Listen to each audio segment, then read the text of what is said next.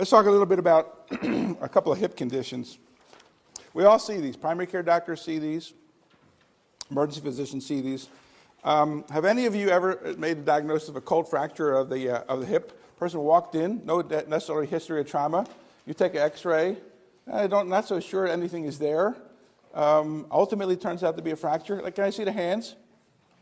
Okay, so it is not the majority. It looks like about 50-50, or the other half didn't want to play. But the fact of the matter is that this is an important entity that physicians should know about. The incidence of this is about 1 in 25 hip fractures will walk into the room with you and say, my hip is bothering me, I don't know why.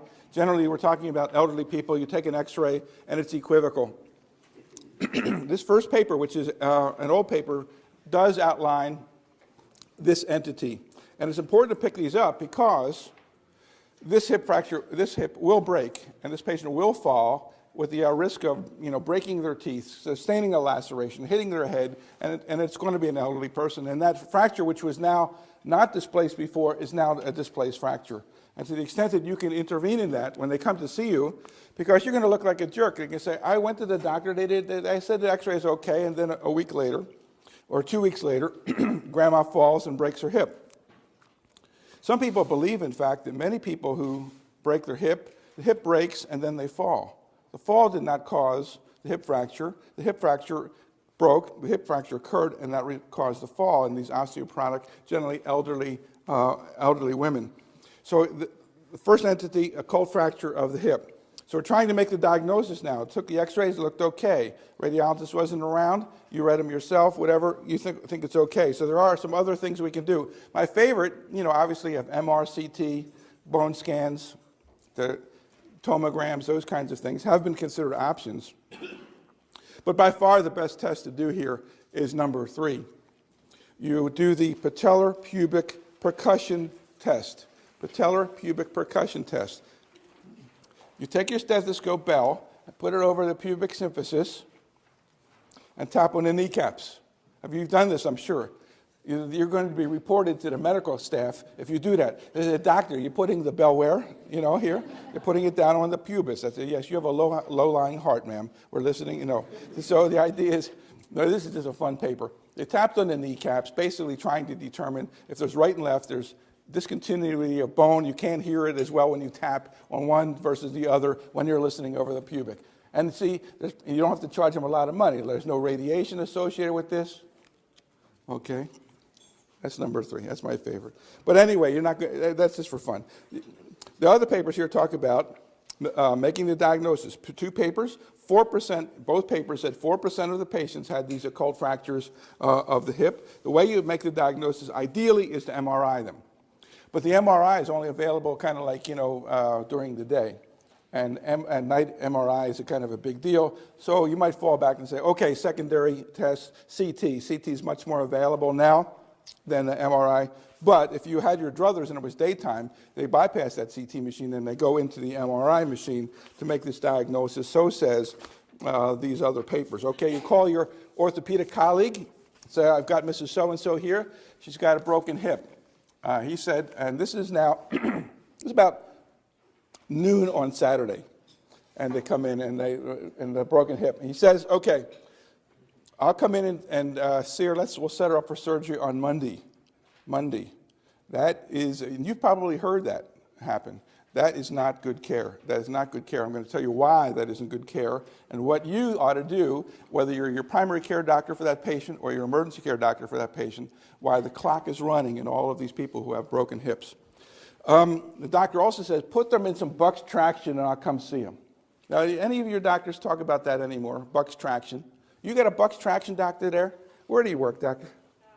Lansing, Michigan. In Lansing, Michigan, the home of University of Michigan, where all of these smart people are. Even Greg Henry is there, Lansing, Michigan. Michigan State. Oh, Michigan State. Well, there's a difference totally. Oh, I'm sorry. As a matter of fact, this course, those of you who are primary care doctors, is certified by Michigan State University. Michigan State University is our partner in all of our primary care projects. They're big on family practice. They've got like 7 of these the hospital residencies and all up there.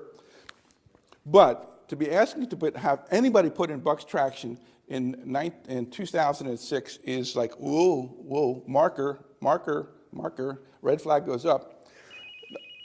Oh, I'm sorry. I shouldn't be doing that. And I'm sure there are others of you in the room, too, who know orthopedists who still want this thing done. And that should be a marker. I'm concerned about this patient because I'm concerned about the doctor. There are 4 papers on Buck's traction in this manual. Every one of them says Buck's traction does not do anything except inhibit the care of patients because they got this weight hanging over the end of the bed there. They talk about 700 patients in totality. First paper was in 1992. And so in 2006, if a doctor is asking for Buck's traction, the most recent paper was 2002. First one was in 1992.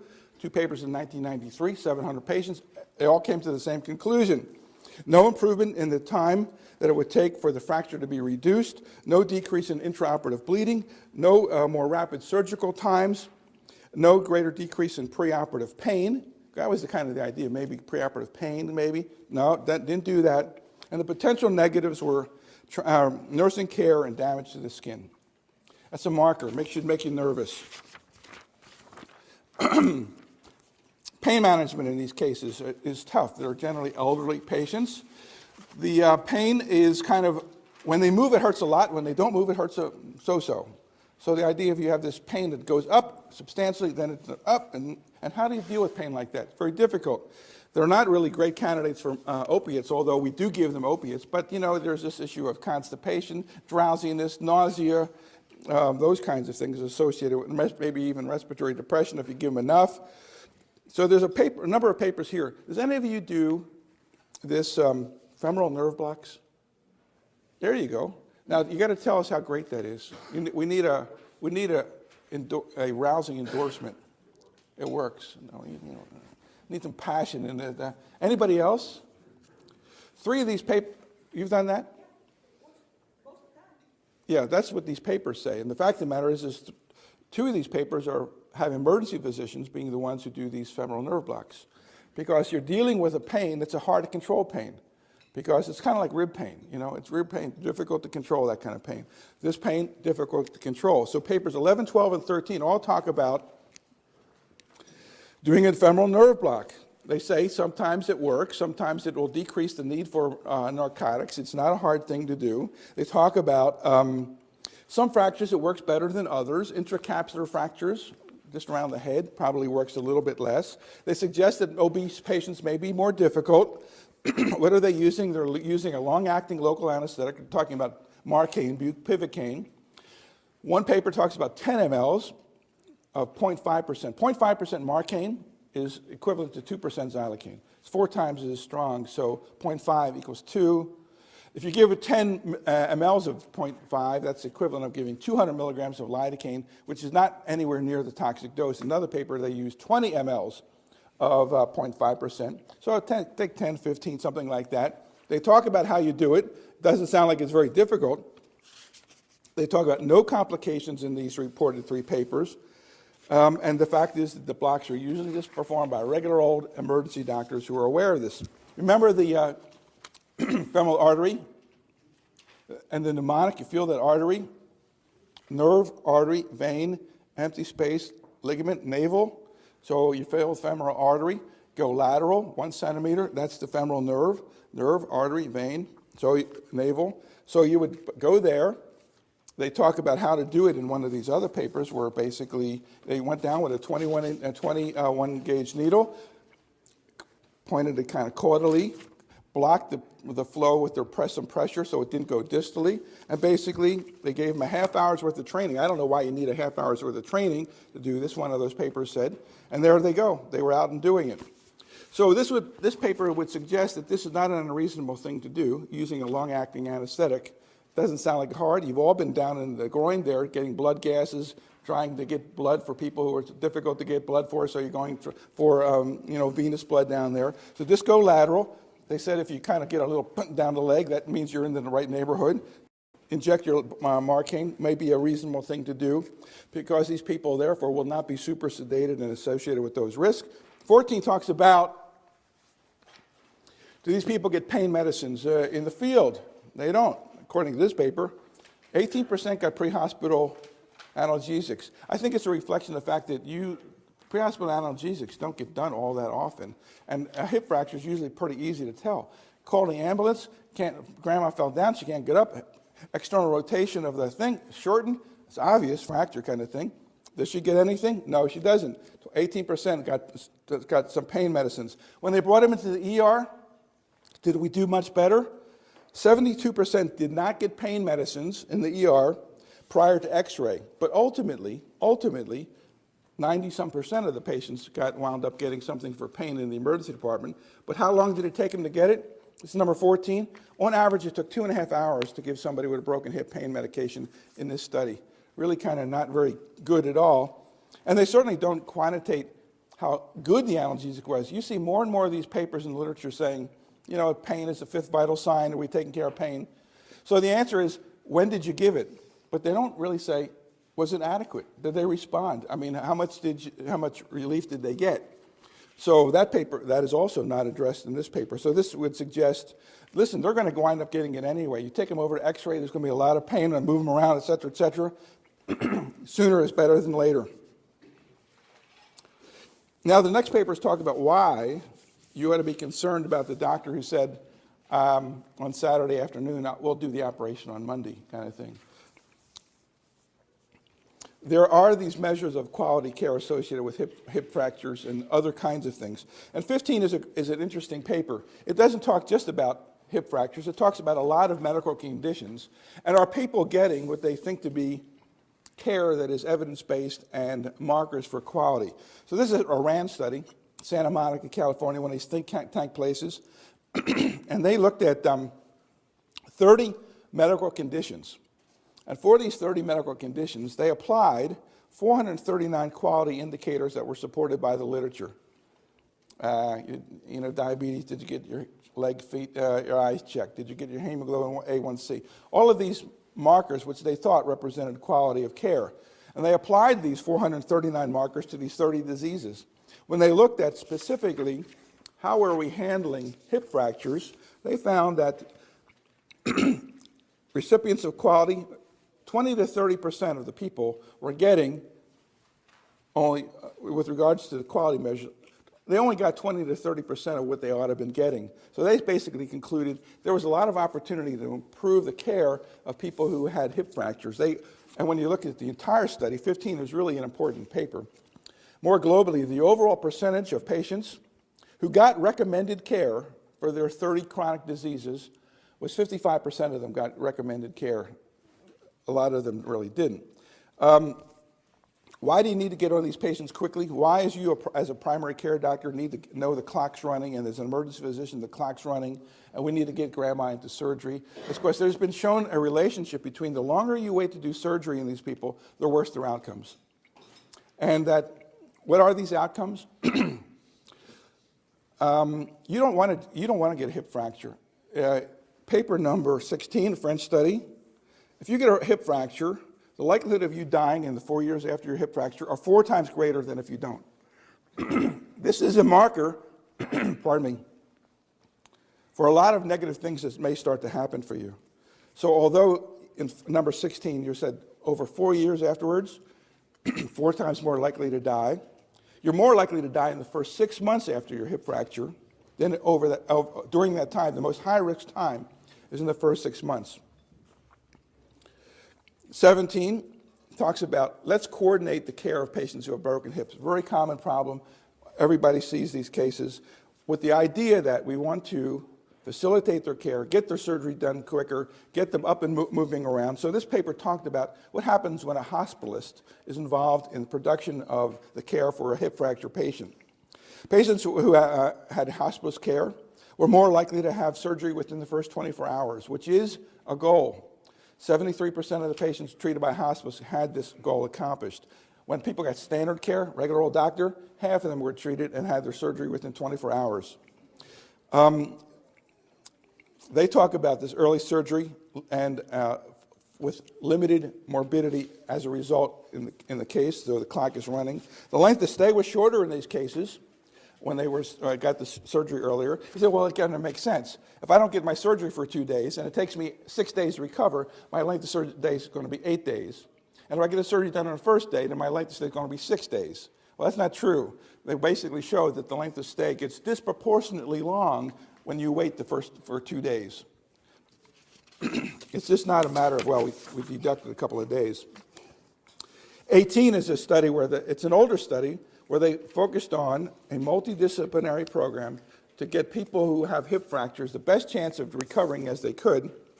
The idea was to reduce preoperative delays, provide supervision by a geriatrician, enhance post-op mobility, get them out of bed, get them rehabbed as quickly as possible. And when they did this, if you look at the results in 18, length of stay was shorter by about a day and a half, it's almost 3 days, quicker surgery, a day and a half sooner, no differences in mortality and complication rates, however, in that study, but not all of them show that.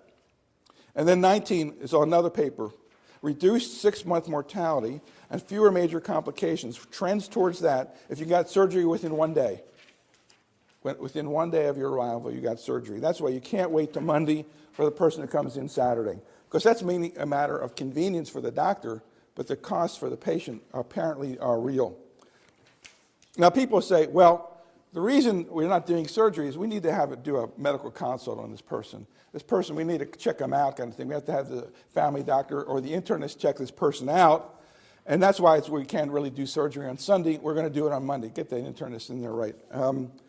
This paper, number 19, says, wait a minute, the majority of these people who have hip fractures are free-living elderly. They're not necessarily nursing home patients. They're people out and about who are otherwise pretty well, considering, but they're elderly and they may be on some medicines.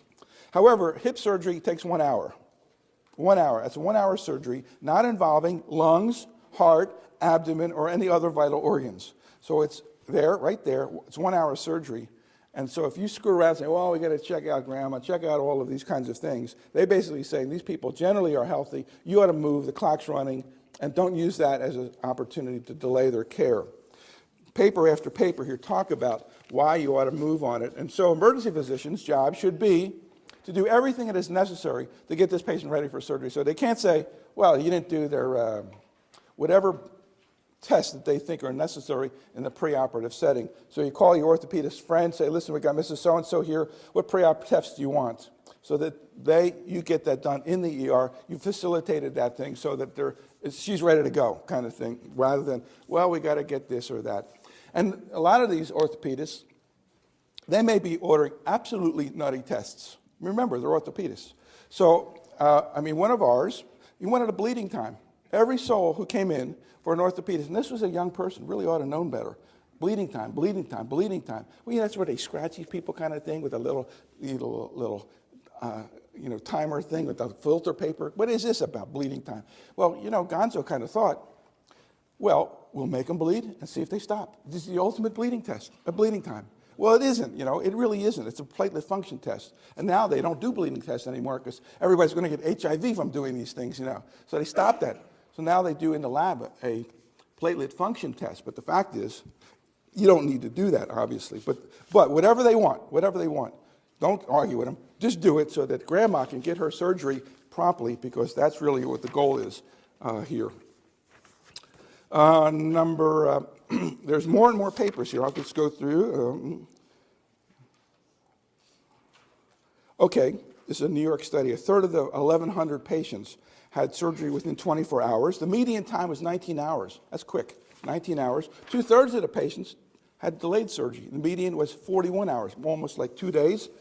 The early surgery group, lower mean pain scores for the first 5 days, fewer days in severe pain, shorter length of stay by 2.5 days, substantial trends for decreases in major postoperative complications, and substantial trends to decrease 6-month mortality.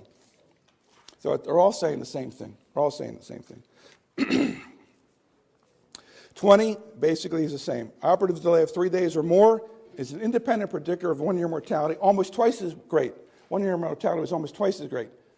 Was it because these patients were sicker, and that's why they had the surgery, and that's why their mortality was twice as great? Probably not. It was because of the delay. And one of the reasons that the delay is dangerous is number 21. This is a paper where they did venograms in people who were laying around with broken hips. The paper reports DVTs in people who have surgery 48 hours or more after admission. These people were put on prophylactic heparin. A lot of them had these stockings on too. So they got stockings and they got prophylactic heparin, laid in bed with a broken hip fracture for 2 days. 13 of 21 patients had venogram-confirmed DVTs. How many people were in this paper, just to begin with? Well, 13 of 21, venogram-confirmed DVTs. DVTs were often clinically inapparent. And you've all heard studies of people, or cases where grandma had her hip replaced, stood out of bed for her first PT treatment and dropped dead kind of thing from this PE that came from her legs. This paper said you cannot effectively prevent DVTs from occurring when you're going to have grandma laying there with her broken hip for 2 days.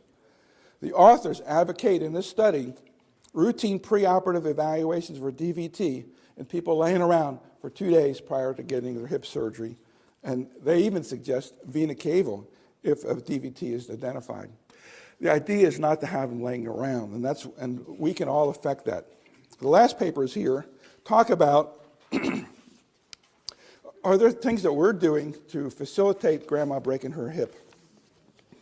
And the answer apparently is absolutely, because we're giving them sedatives, sleeping pills, tranquilizers, and all of those things have been shown to be clearly associated with an increased risk of hip fracture within the first 2 weeks after you start those. Clear association. First of all, it's known that we overprescribe these medications to the elderly. There are these papers that say, let's look at what people are on. Let's look at what medications are indicated. There are some validated lists of what people should be on appropriately and which they shouldn't be. And there's this idea that elderly people are overprescribed these medications.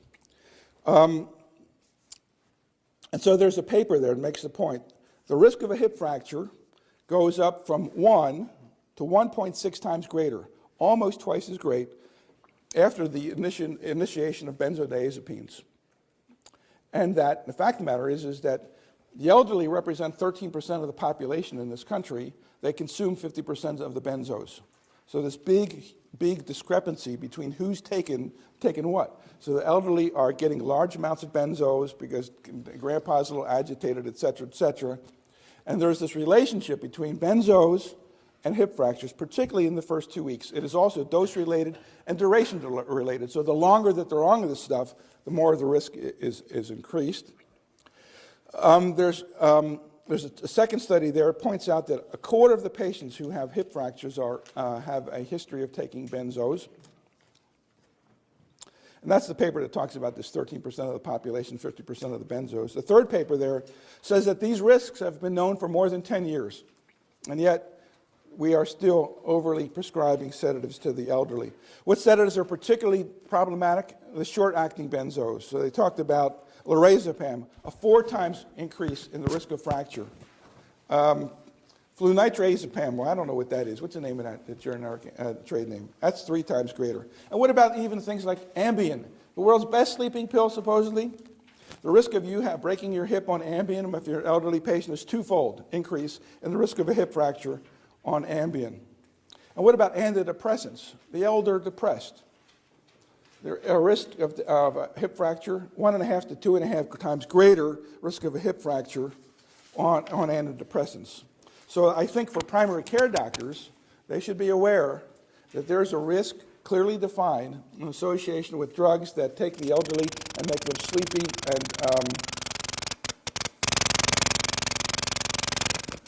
somebody's pacemaker is about to go, about to be defibrillated there. So those are some points on hip fractures. Any of you have any comments? Chip in here. Come on, help me out.